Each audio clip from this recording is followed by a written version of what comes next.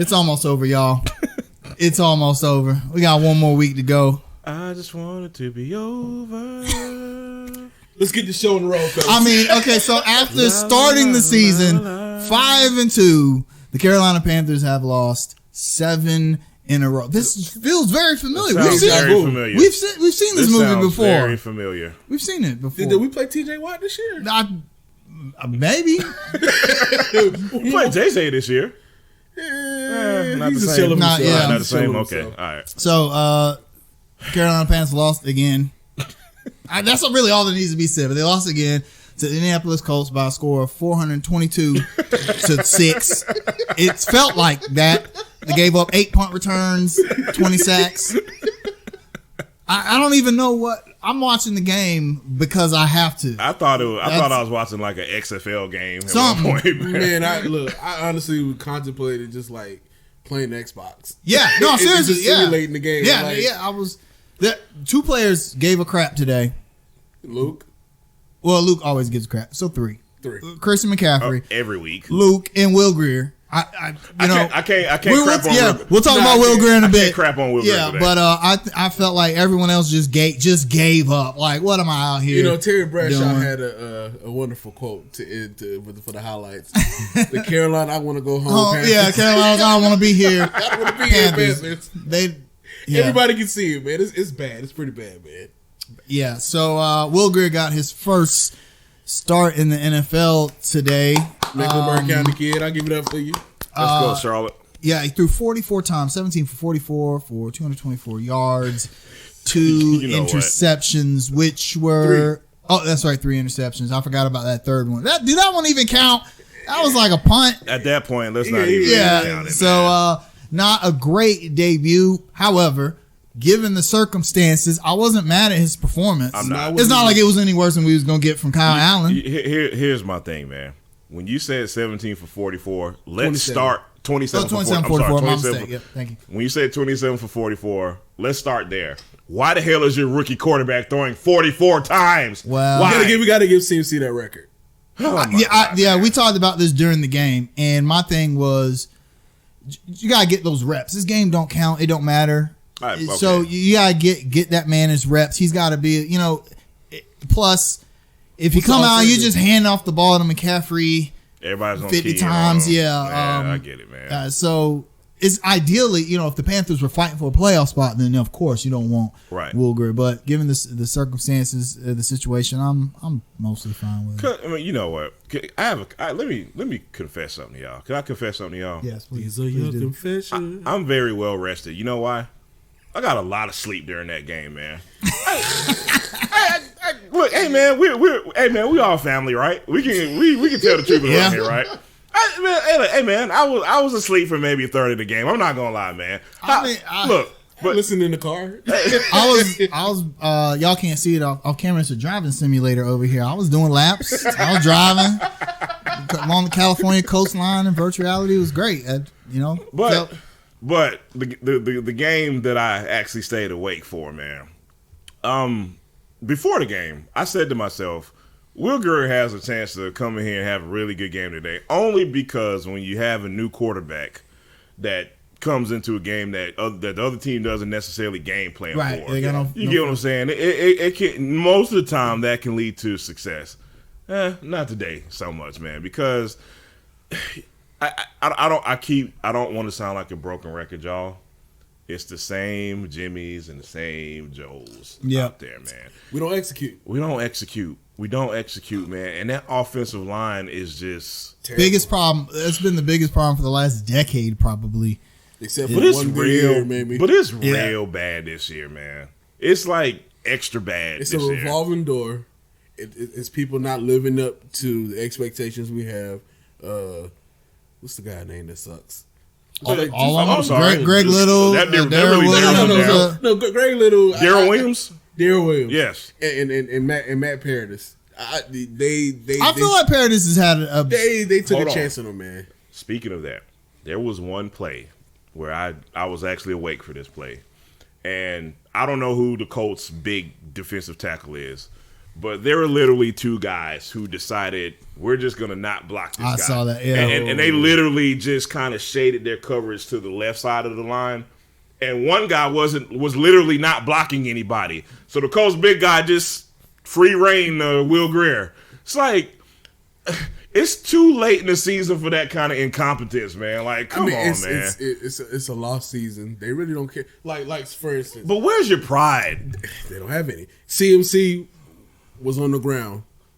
Offensive linemen right by him getting themselves up. They ain't even try to help him up. I'm like, man, this tells the story of the season. Well, also, we don't have a coach now. We don't. I mean, the interim coaches don't count. So I'm certain the locker room is in disarray. I mean, okay, so you play Falwell and you see your O lineman miss multiple blocks. What are you gonna tell him? Right. What could you possibly say to him that's gonna make him say, but as a grown man and an adult, you gotta have some type of pride. Oh, absolutely. A lot of them, you're playing for a contract. This is an audition as well.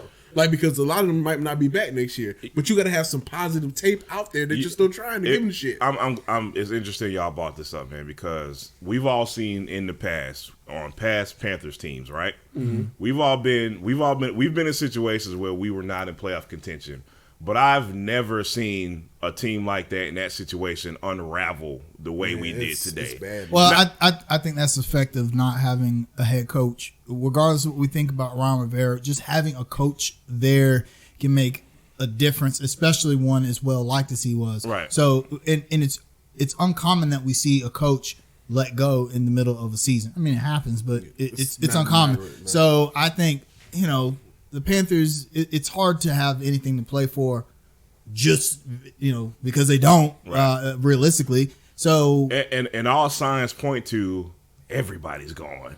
Man. So let me ask you a question. You think this could be a case of stealth tanking for that good position in the draft? You know what, Rodney? Normally I would call you crazy and be like, man, these guys ain't going on the field losing on purpose. But when you play like you were losing, like you were purposely losing, it's hard to really say otherwise. That might be a move that Tepper might have made, knowing that we don't really have the talent to compete. Because there's going to be guys who always go out there and compete. Yeah, Luke will die on the field if he has to. CMC, professional. Yeah, Greg Olsen, those guys, and those guys. They have a place on the team next season. Yeah. Everyone else questionable. I'll say I'm going to throw Bradbury in there. Bradbury and Reed. Yeah, I think I'll throw them in because same with Reed too, man. But everybody else, man, they packed it in. It was so obvious. Look at what happened to Vernon Butler. I mean, that's ridiculous. Absolutely uncalled for. It's to me, it's like his whole career. It's just like. It's just a big disappointment. Like, you were disappointed, like, looking at him act the whole asshole. Like, you went overboard. You went over the edge. Yeah, that's completely unlike what we expect from a Carolina Panther. Yeah. Hey, y'all, I'm going to say something. Maybe it's a little controversial. Maybe it ain't. Gerald McCoy, hey, man, it might be nice knowing you, brother. I said it. But you know what? I'm not even mad at it. He's a nice guy, though. The beginning of the season, he got off slow, and then he had a nice little run of games where he made an impact. But the thing is, the defense is so bad collectively that any good that he does is just nullified by, especially that run defense is just absolutely terrible. Like, we were having a conversation earlier, like, in the past decade, we've never seen a Panther defense. I've never seen Panthers run defense look like this. Not like this. Not like this. Not for this. It actually started last year. Yeah.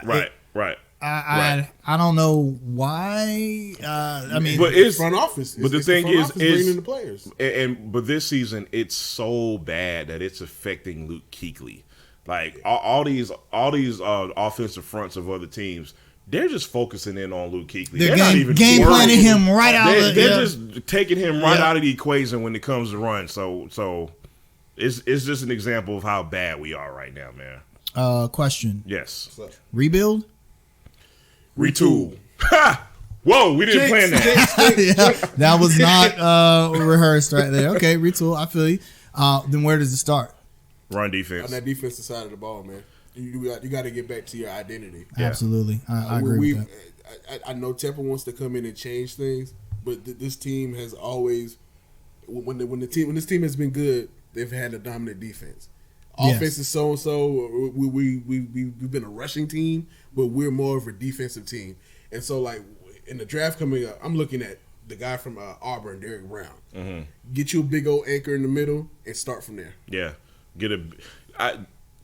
not to look too far ahead, but we're all thinking about it. Let's be honest, man. But if we are looking forward to the draft already, I mean, I think this year is not the year for the sexy pick. There's no need for the skill PPA. guy. Yeah, there's no need for the skill guys. There's no need for the flashy guys, man. Trenches. Get somebody in the trenches has to be It always added to this it team, all man. starts up front. Yeah, man. Always on both sides. Your offensive line drive. I mean, look at how many teams have had consistently good offensive linemen. As much as we hate that team from Irving, Texas, they're always able to be competitive offensively because they always, for 25 years, they've always had a good offensive line. And that is something the Carolina Panthers have sorely lacked for that team about from a Foxborough. decade.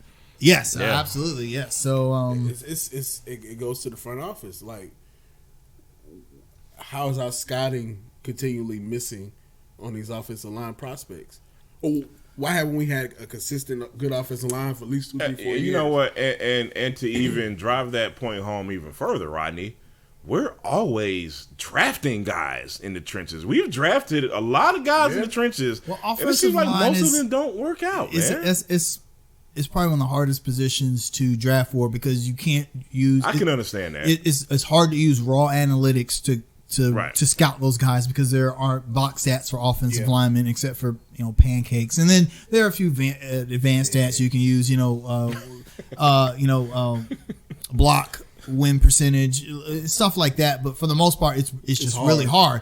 And then do you take a fast athletic lineman like we had with Matt or Ryan Khalil, or do you take a big hog molly who can eat space? Yeah, it's a difficult position to draft for. So and it's all dependent upon your scheme and how the scheme from how they played in college translate to the NFL. Well, look, it's convoluted. Look, man, I am no GM or no scout, but that magic word you just said was scheme, identity. Figure out what your scheme and what your identity is and draft around that. How about we start there? Because it feels like the Panthers had, as far as that goes, as far as the offensive line goes, it feels like we've never had an identity or any type of scheme. Imagine if the Panthers ever committed to a zone run offense like Denver has. Like Denver You mean like they did when they had Williams and Stewart and they both rushed for 15 or 1,100 yards? Yeah. Hello. Well, to be fair, it's hard to do that with a guy like Cam Newton.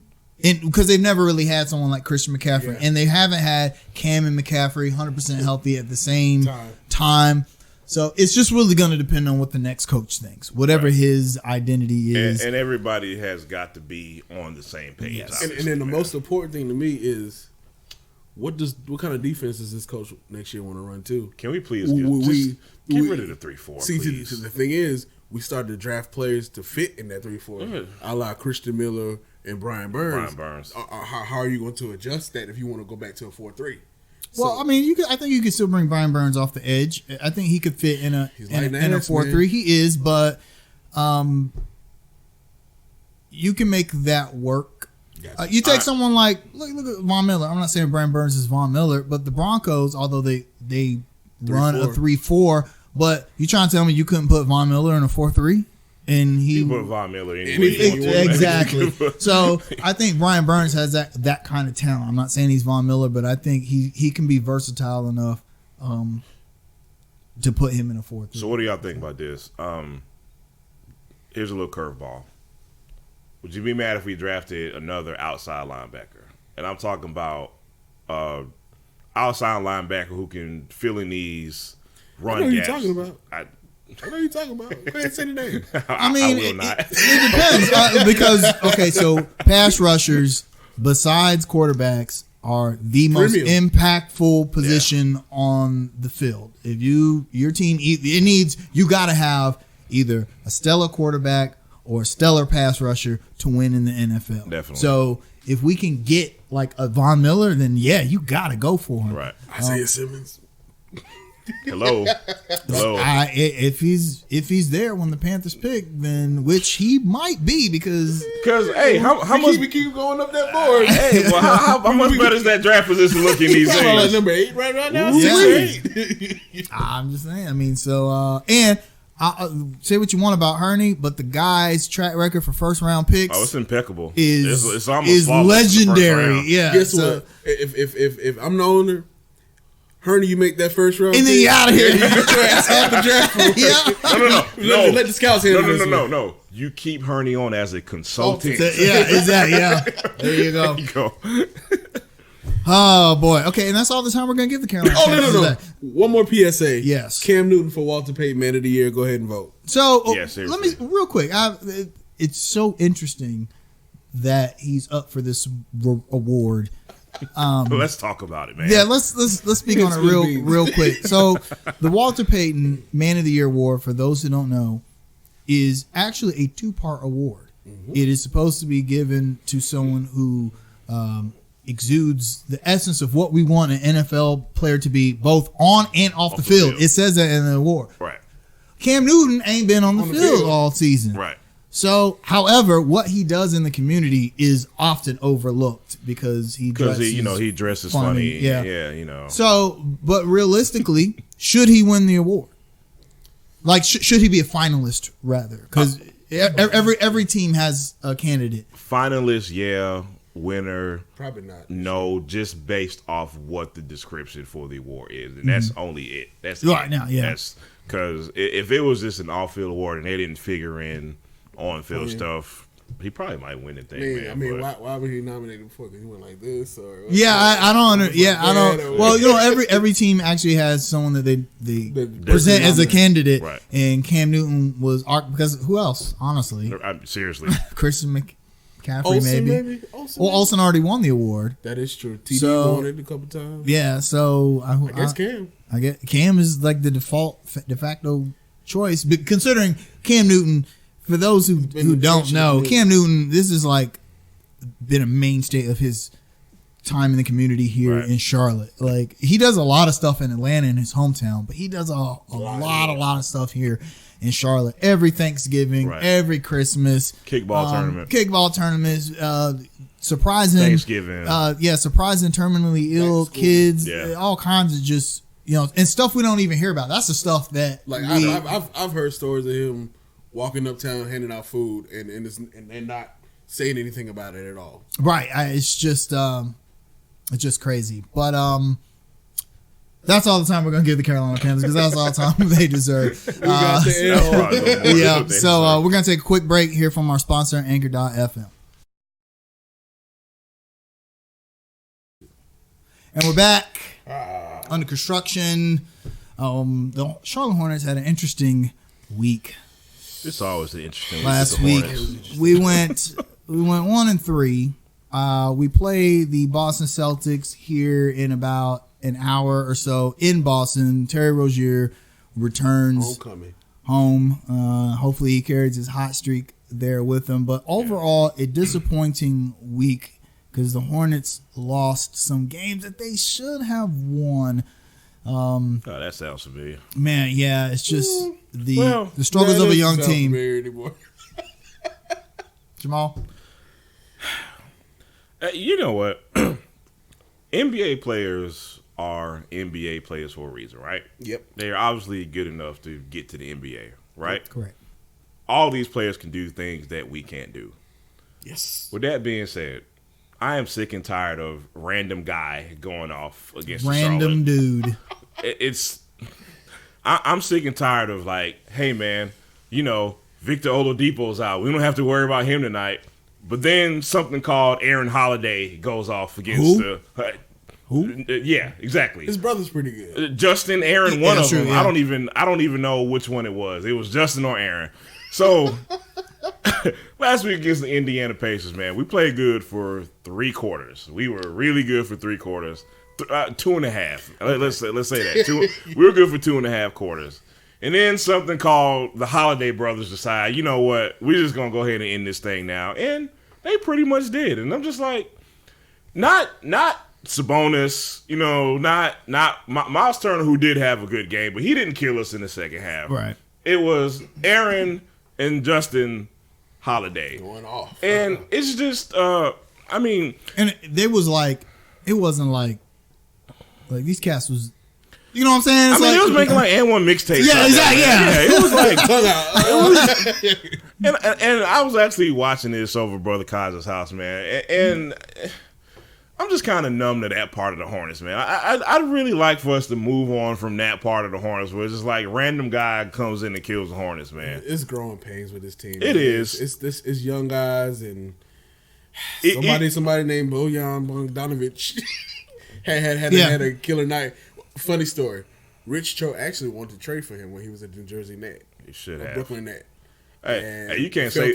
Listen, man, you can't say something called anymore because he's averaging like 21 a game this season, man. He's a baller, dude. He's a baller. Yeah, the thing is, we never have that kind of the guy like that. Like every night, like a random Hornet will just go crazy. It's always the expected. It's always the expected ones. Guys, right? Every once in a while. Look, I can't wait for Cody Martin to just score 45 one game, man. You know what I'm saying? Don't hold your breath, man. Yeah, I'm not. Don't worry about it. It's not gonna happen yet. Not yet. Hell, I need Malik Monk to score 20. Hey, he did though. He had a great game against Sacramento, right? Against Sacramento, but everyone has a great game against Sacramento. So take that for what it's worth. I want to talk about that Sacramento game a little more. How frustrated are you if you're a Kings fan? Because let's be fair, man. Marvin Bagley, De'Aaron Fox, Harrison Barnes, who's making like $1 million a minute, $70 million a year, whatever it is. you look at that roster and you say, why are you not better? There was you got to look at it. De'Aaron Fox is his first game back since November. Yeah. Bagley's just not coming back. But De'Aaron Fox had a good game though. He had 20-something points. His first game, man. 6 for 13. They got to get rolled. They got to get reacclimated with playing him again. However, this is the season sweep against the Kings. We shouldn't have swept the Kings. We probably shouldn't have. That's my point. However, when you get a good game from Malik Monk, you take it and you're like, all right, cool. By the way, the Kings, the only team in the NBA to not make the playoffs this decade. But somehow we never hear about that. Didn't hear about that. I wonder why. Hornets are the worst. Who's their owner? Because Michael Jordan is the owner, and he's the greatest player ever, and we're supposed to win 6 championships like he did, and we did not do it in this century. Yeah. The Hornets made the playoffs 3 times this decade. But here's a game I want to talk about. Talk to me. The Cleveland Cavaliers. I don't want to talk about that game. I would purposely I've erased it from my mind. Nope. We got to talk about it, y'all. No, man. Nah, we got to talk about this one, man. The most disappointing loss of the year, probably. Easily. Yeah. I think so. That game shouldn't well, like so that, last week's predictions, I think all of us predicted, or me and Jamal, we both predicted the Hornets to win that game. And I did note that it was the second game of a back-to-back on the road. Yeah. On the road. But I felt like the Hornets could handle that. They're a young team. They are tied in the league for most back-to-backs throughout the course of the season. I think they have 14 this season. Yeah, and not to cut you off, man, but specifically it was like 6 games and 8 nights too. Yeah. So I knew they would be a little tired, but I figured Cleveland's actually worse than us. They're really bad. They're a really bad team. Really bad, man. Surely they're bad, Rodney. Man, they beat San Antonio. But when they're bad, they are bad. Like, I'm gonna tell you how bad they are. Look at that game in particular. If we want to talk about that Cleveland Cavaliers game, we played like dog crap. I mean, we played and lost by 2 points. That's how bad they are. And we end up losing when the hottest player, just the one shot he happened to miss. Rozier misses a wide open 3 that would have won the game. And not to be Captain Obvious, man, but they came out low energy, flat. Just flat out missing. Well, that has been a problem. Speaking of Terry Rozier, though, I knew you were going to go there. I mean, is the conversation about Rozier done? We still going to argue and debate about it? But you have petty people who don't know how to let go of their biases. they're going to try to find something to harp on all the time. And y'all, we can't possibly be right about this because Bleacher Report said it was the worst off-season contract in the summer, right? Right. It's a worse contract than Tyus Jones and Dwayne Dedman, right? I'm sorry. Have we heard from these people all year? Who? Yeah. Who? I will no longer engage in Terry Rozier debates because I feel like you're just trolling me at that point. I'm with you, man. And then the best thing is his contract is decreasing.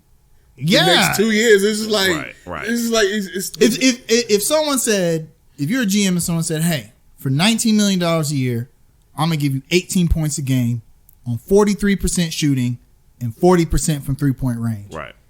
You're gonna say no. Let me hold on. What's this box plus minus? What's this per 100? What's his PER? Yeah. You're not gonna say any of those things. You're gonna be like, hell yeah, I'll take that. Look, I'm glad you mentioned analytics. I'll save my segue for the next game we talk about, but I'll just keep in mind that analytics argument real quickly before we talk about this. I'm going to say one more thing about this Cleveland Cavaliers game, man.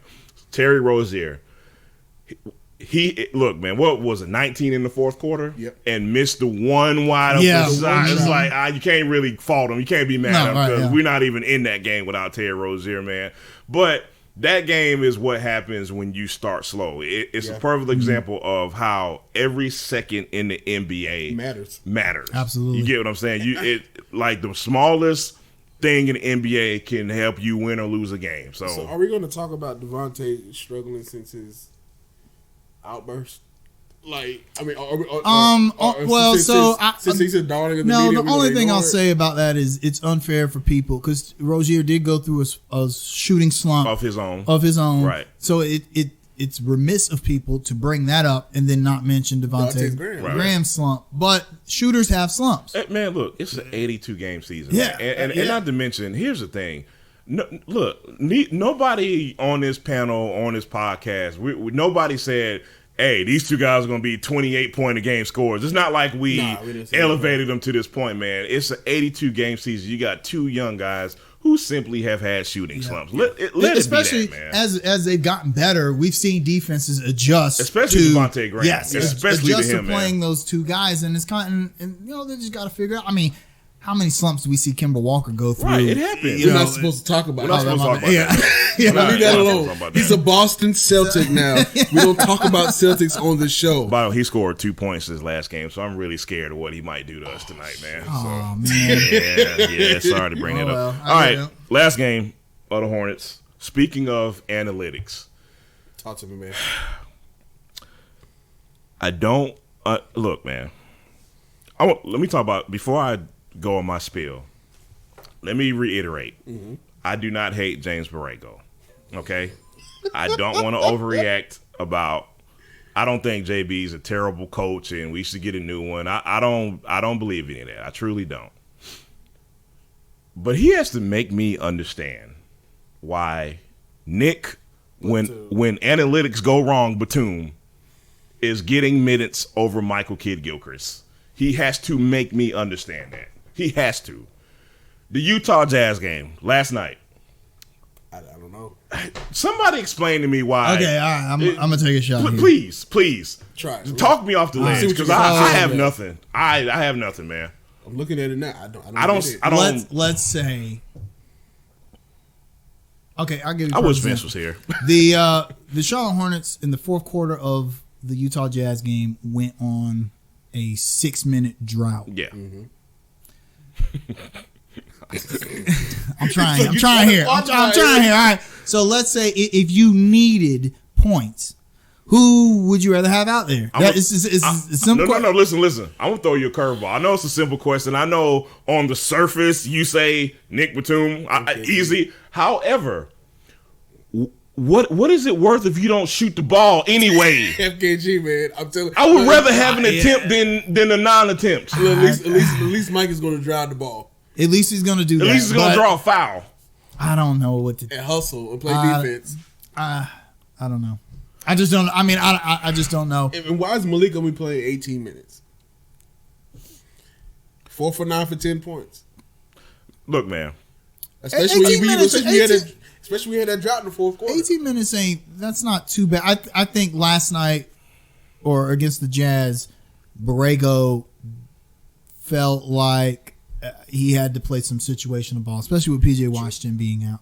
And I think which makes things harder. I'll give him that. Right, and I think he just felt like get better, PJ. Yeah, for the situation, it just called for better ball movement. I think he felt like, okay, the reason that we're lacking on offense is because and that's something that Batum. But guess what does though? Well. But guess what though? When you have some man called Bojan Bojanovic going crazy like he's Larry Bird. Yeah, just who would you rather?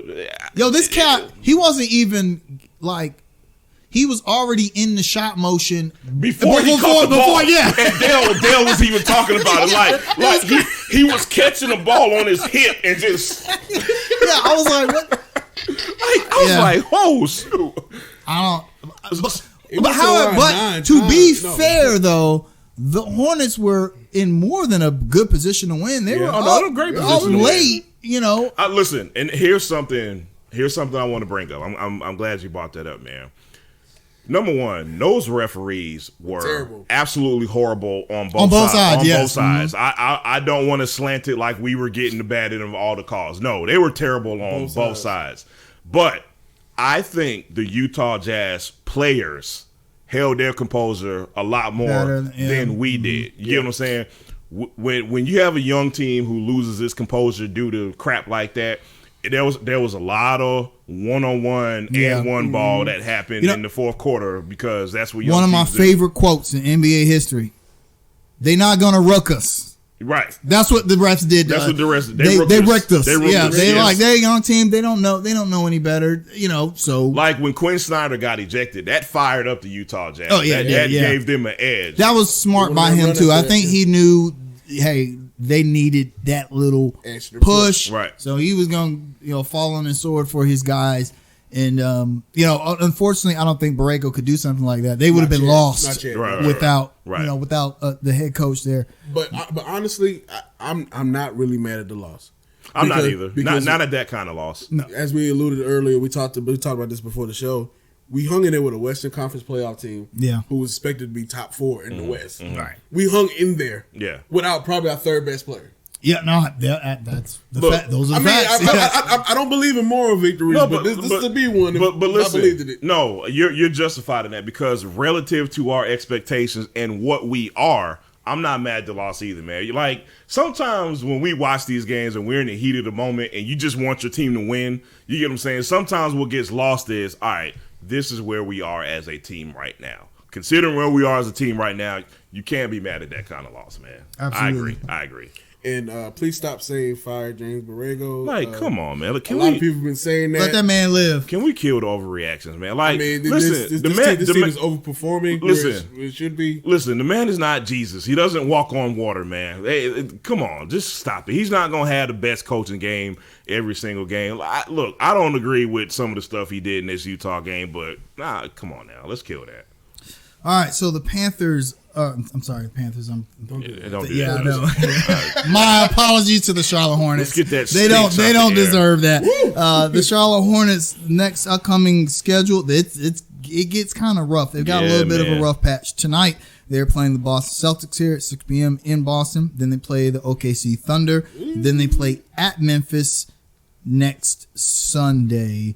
And then the Celtics again. New Year's Eve. What are our predictions for that stretch? 2-2. I want 1-3. I'm gonna say, I think we get Memphis at OKC. 2-2. 2-2. Yeah. We lose to Boston twice, both times. Yep. I think we get slaughtered by Boston on New Year's Eve. I think we get slaughtered tonight. No. Back to back. I think Kemba is saving himself for when he comes back. I think it's going to be nasty. Kemba doesn't. Boston is so good. Kemba doesn't. He didn't even have a great game against us the first time, and But here's the difference. He was kind of overwhelmed by the homecoming reception. He already got that out the way. Yeah, exactly. He ain't got to worry about that now. So he's gonna come drop 50 on us. Let me remind y'all again. He only scored 2 points his last game. So did they win? And they still won. So I mean, it would have been nice if he could score 2 points to Charlotte and we would have won the game. Never. If Kemba Walker scored 2 points when he was a Hornet, that's a blowout loss right there. Right. So, all right, we'll see how those predictions look next week. And we're actually going to talk hockey. Yeah. We're going to talk Bunch of jerks. Bunch of jerks. If there's any team in the Piedmont region that deserves some love, it is the Carolina Hurricanes. They are 6-2 in their last 8. Their record for the season is 22-12 with 2 overtime losses. That's 46 points. I'm not going to explain how points work in the NHL. That puts them third. Essentially, you get points for a win, no points for a loss, and you get 1 point for an overtime loss. Actually, so overtime loss isn't all of that bad. And then that puts them at third in the Metropolitan Division in the NHL. They are currently, I think, number 6 in the ESPN Power Rankings. They are having a pretty good season. Wouldn't you agree?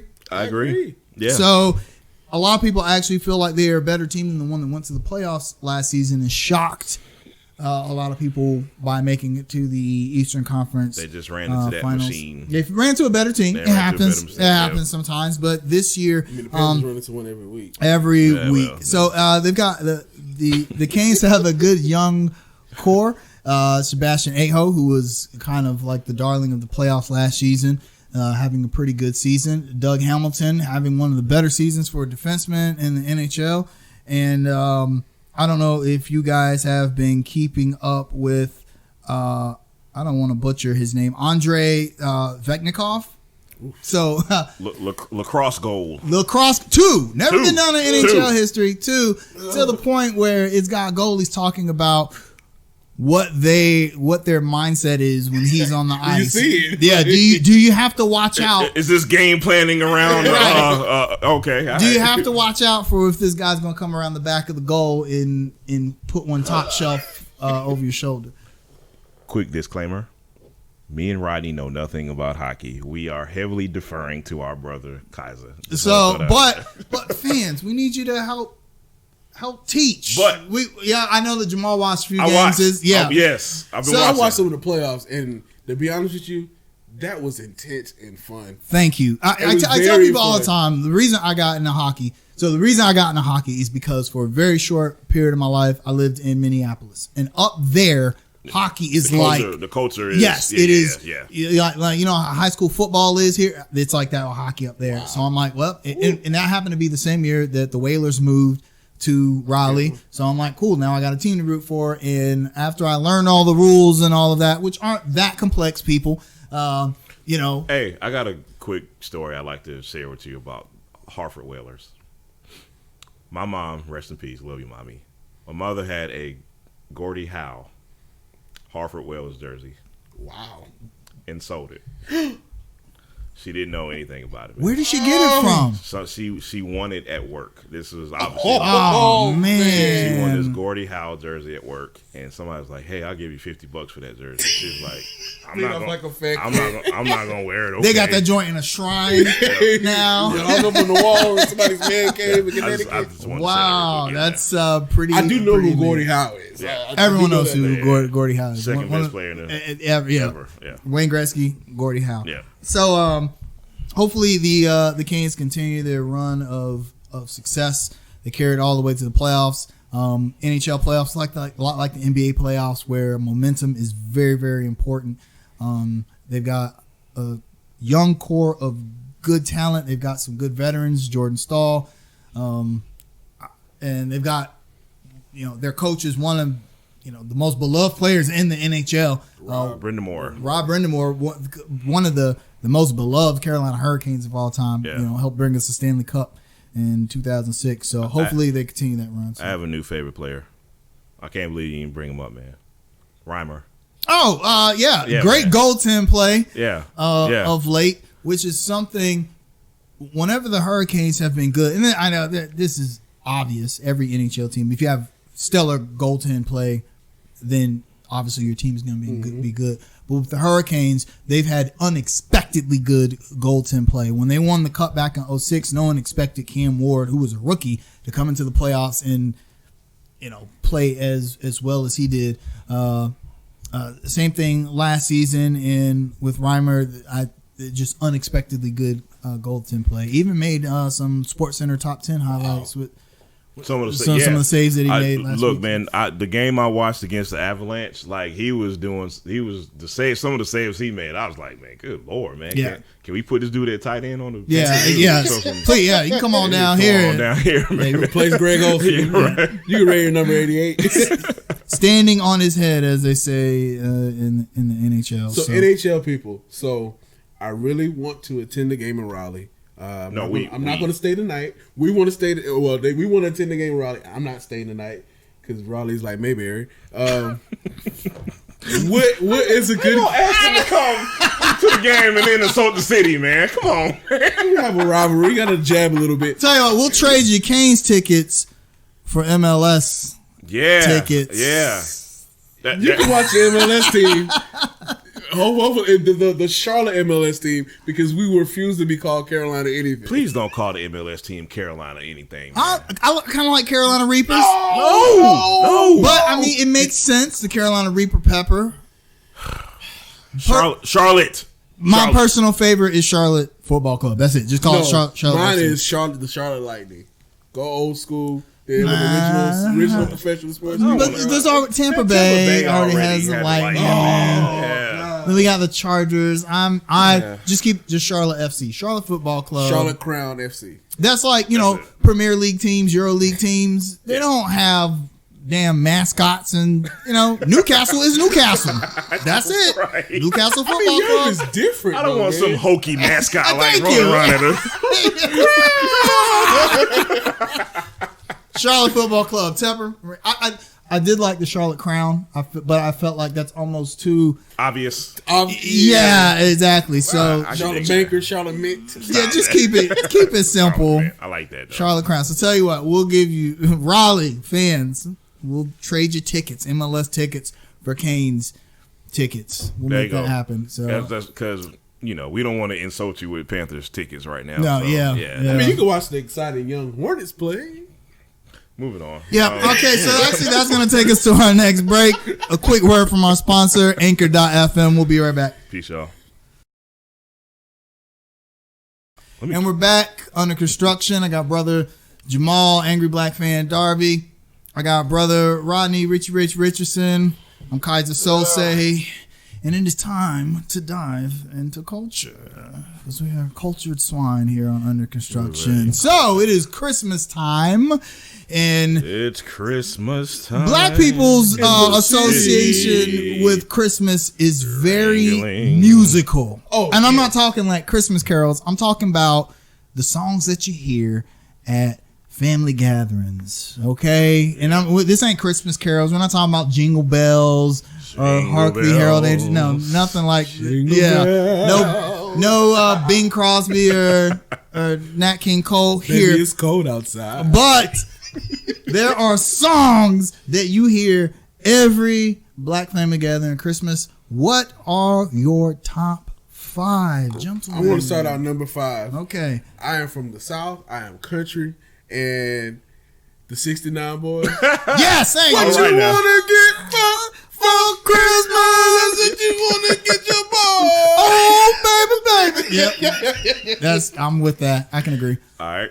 My number 5 is Sleigh Ride from TLC. Ooh. Y'all remember that? Oh, good one. Yeah, good one. That's a good one. That's a good one. And a happy New Year. My number 5 is a new one. Tyler, the Creator, I Am the Grinch. I have to listen. I haven't heard it. It was on the soundtrack to the Grinch movie that came out last year, the year before last. It's a great song. He actually has another really good song on that soundtrack. Like I love Tyler. Yeah, hey, quick story about Tyler Creator. Me and my boy Jeff went to go see Tyler Creator here a few years ago. We were by far the oldest people in there. It felt so weird, man. I was like, God, man, we are really the oldest people in here. But I love Tyler Creator, man. So just wanted to say that real quick. Number 4. This Christmas, Donny Hathaway. Okay, so I'm so mad at myself. Did you not put that on your list? Listen, no. Let me explain. No. Let me explain. As I'm making my last minute list, I'm thinking to myself like, man, there's something missing off this list. And that was the song that's missing off my list. So that's actually my number one. I just feel like I'm sorry. I'm making a last minute change in mine. Sorry, that song is so. Y'all had to deal. That song's just so iconic. Yeah. It's so happy. You know who played bass on that song? Who? Donny Hathaway. Ooh. You know who played keys on it? Donny Hathaway. He actually played all the instruments and did the full composition of the song. Oh, I'm glad you're reading album credits now. Yeah, and the song, you know, if it's a bass player, you know, I'm gonna know who it is. Yeah. Beyonce's still great, but She's great. Beyonce's great. but that song actually was a commercial flop when it came out. Yeah, it was, and it wasn't until it was re-released in the '90s that it became the hit that it is today. Yep. R.I.P. Donnie. It was on a like a compilation. As I make this last minute change to my list, sorry, I can't. Sorry, man. All right, so but my number 4 actually is this is a weird one. But it's by the Dog Pound, a song called "I Wish." I remember. Death Row had a Christmas album. I remember that. Yep. Death Row Christmas, and it wasn't all about people getting shot and killed and robbed and doing drugs. It had some good Christmas themes on it, and this was a great song by the Dog Pound. Painting life in the hood, during Christmas. Yeah, I was gonna pick what's that old song by the Treacherous Three? Oh, this is way for your time. Curtis Blow and. It was in Crush Groove. I know what you're talking about. It'll come to me, man. I don't remember. Y'all know what I'm talking about. Old school hip hop fans. Yeah. All right. So what's your number 3? What did a lonely do for Christmas? Good one. Very good one. Very good. Did I say my number 4? No. Yo, you didn't. You made your changes. Yeah, my number 4 is Santa Claus is Coming to Town, Jackson 5. Oh, good one. Yeah. Good one. Yeah. Good one. I debated that one. Yeah, I debated that one. Yeah. So, Rodney, I'm sorry. Number 3, sir. What did a lonely do for Christmas? Okay. The emotions. I made my last minute change. Donny Hathaway, number 3. This Christmas. It was Silent Night by Boyz II Men, but I said, nah, Donny has got to be on this list. So. Yes. Okay. Yeah. My number 3 is I made a last minute change. It was Eazy-E Merry MF Christmas because that song speaks to me because I'm a Grinch. I despise Christmas, but actually I'm going to replace it with Ella Fitzgerald's Sleigh Ride. I love Ella Fitzgerald. Okay. I have a daughter named after Ella Fitzgerald, and I feel like she has all these iconic Christmas songs, but Sleigh Ride is a good one.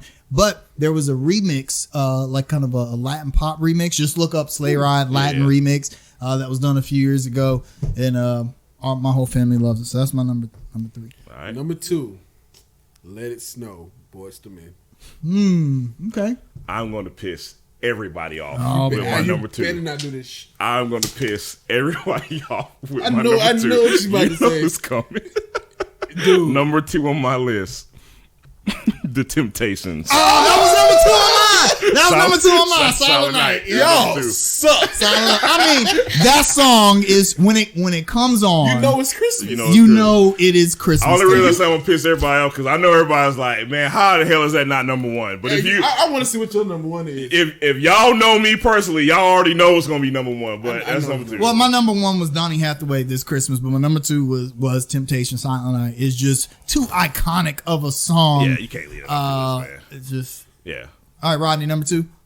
Number 2 was Boyz II Men Let Us Know. Number 1 is Temptation Silent Night. So that's your number 1. Okay. Your number 1 is Boyz II Men Something in It. Let Us Know, Boyz II Men. Okay. I know it. Yeah. Okay. Flip flop.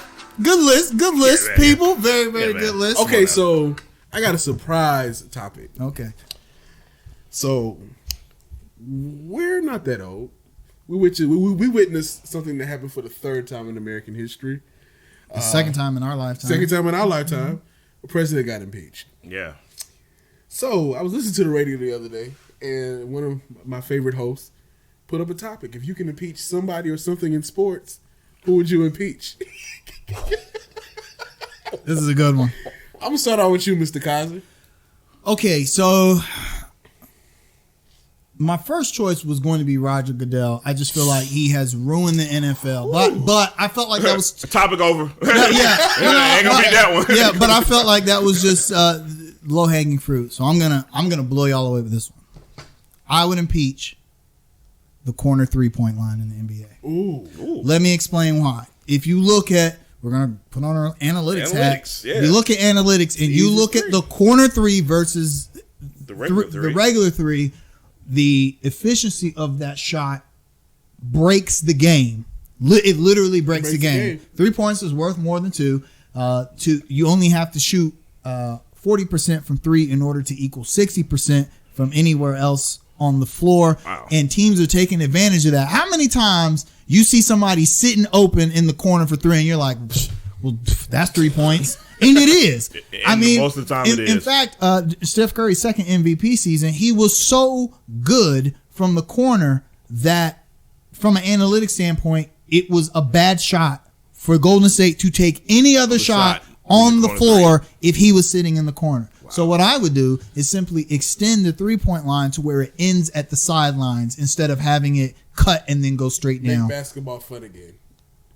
I don't like watching basketball as much as I used to. I mean, I still do. I'm not one of these people. I don't think the 3-pointer ruins the game. I definitely don't. No, to me, analytics ruin the game. It's a high skill shot. It's not as likely to go in, and it's amazing to see somebody hit those threes or hit those shots. But that's why I would get rid of the corner threes. I miss the mid range. I miss like Big Dog Robinson playing. Yeah, or I mean, it would, I think, put more importance on the mid-range game. Mm-hmm. We don't see guys hitting those baseline turnaround jumpers a la Jordan and Kobe because it's stupid to do so. That's a dumb shot.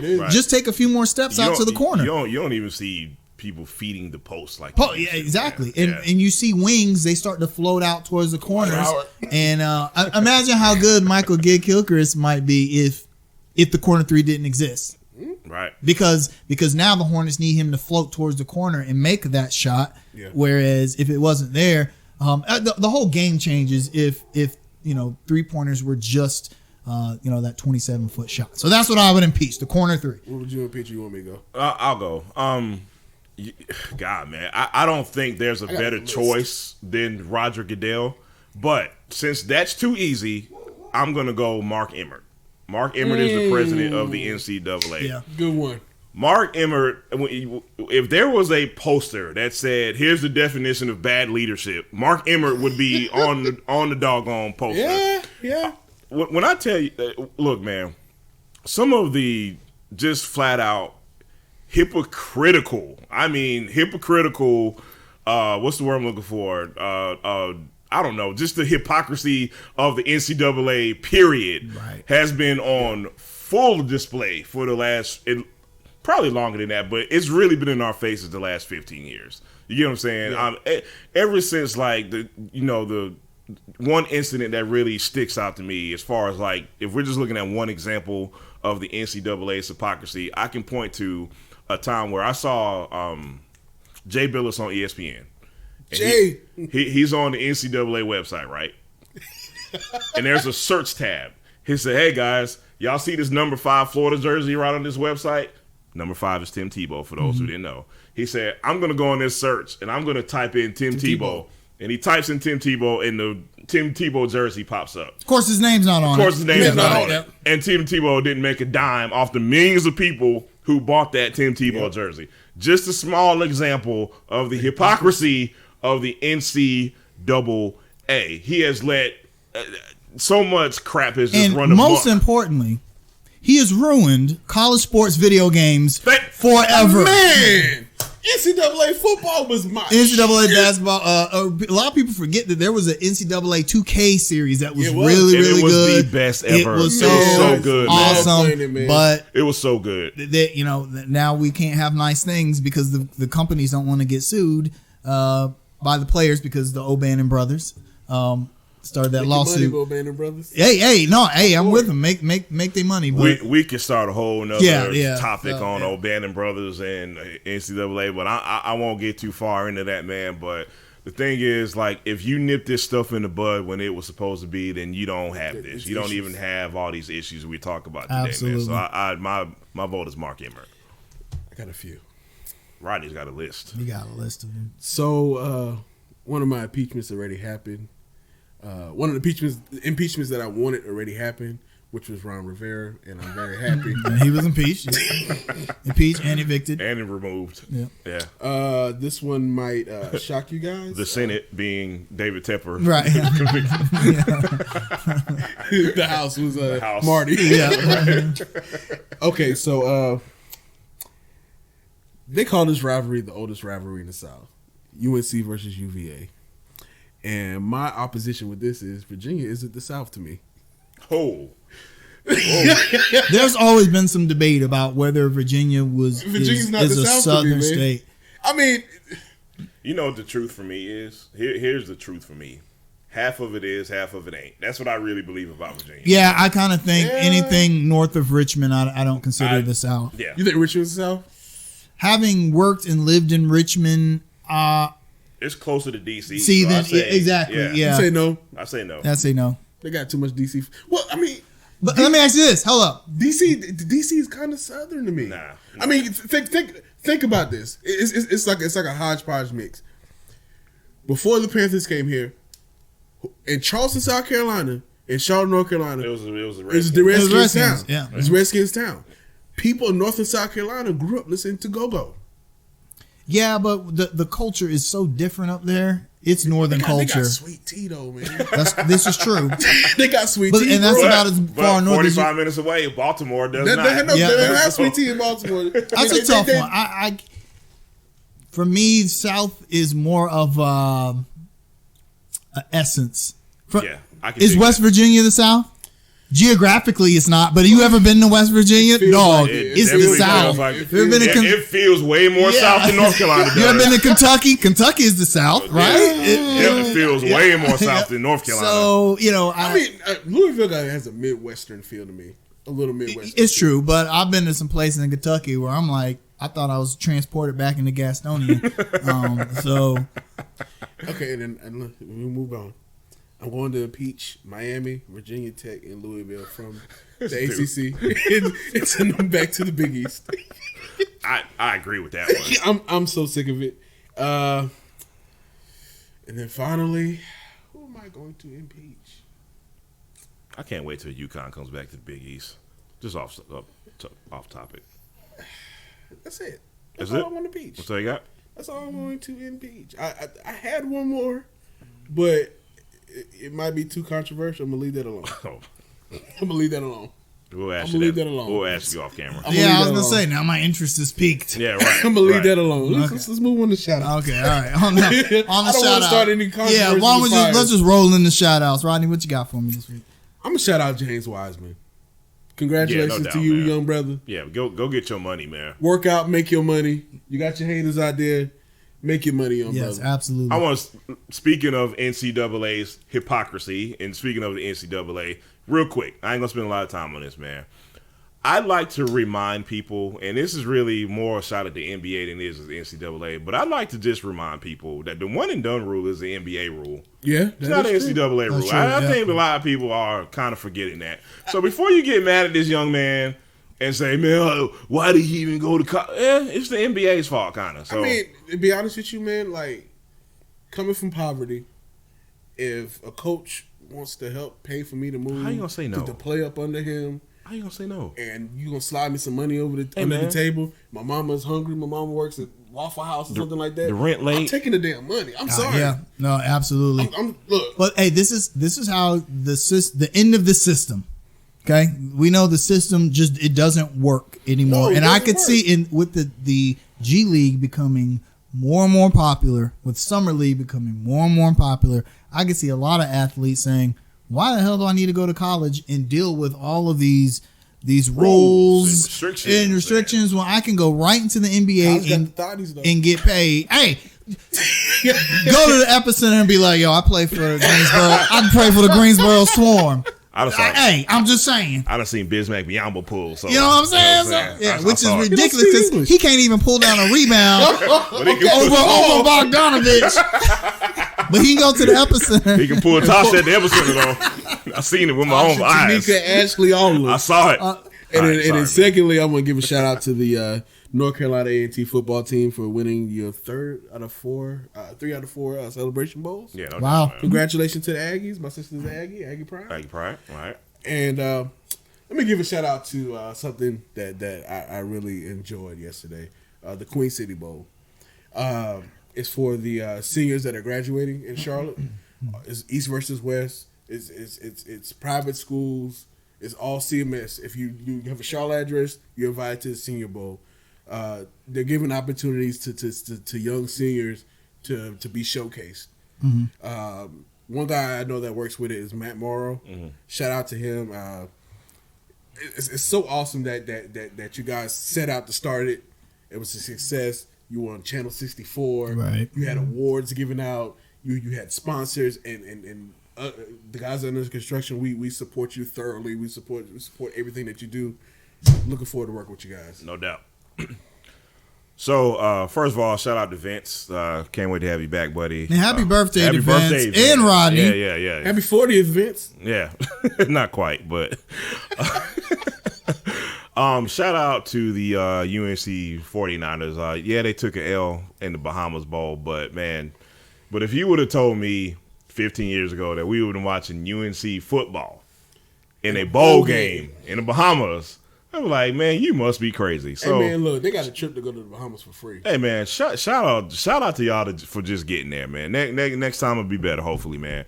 My last shout out goes to all around just real good guy, man. Like I've known this guy for probably about 15 years now, man, and it's always just a pleasant interaction with this guy, man. And I've seen some of the struggles with just kind of trying to promote theater in Charlotte, theater and arts, which always is a struggle in this town, but that's another story for another day.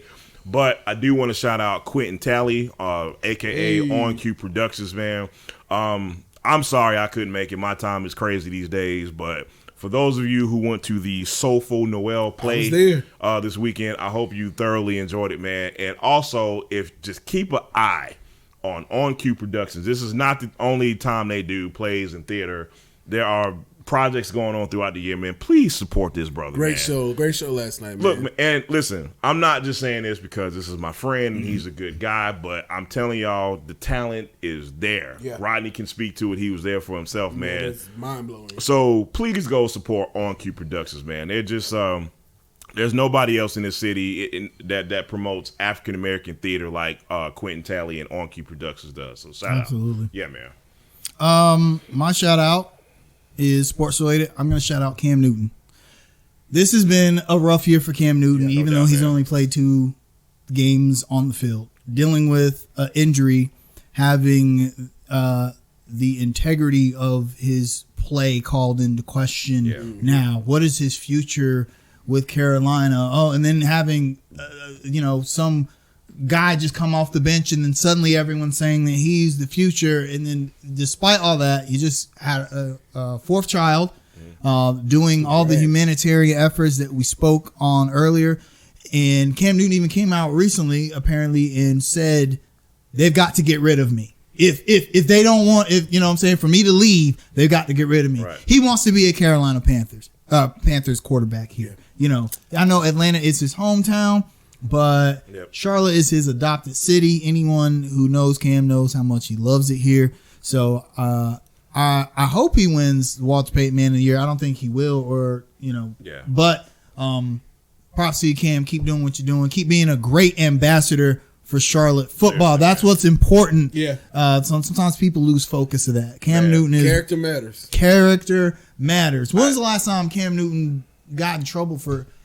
He told old girl about running routes. That's the worst thing Cam Newton has ever done in his NFL career as a member of the Panthers. So, I remember who else I wanted to impeach. How could we not say this one? Nicholas Batum. That's obvious. I guess it was. Sometimes things are just too obvious. That's obvious. I wasn't thinking. I'm sorry. Yeah, man.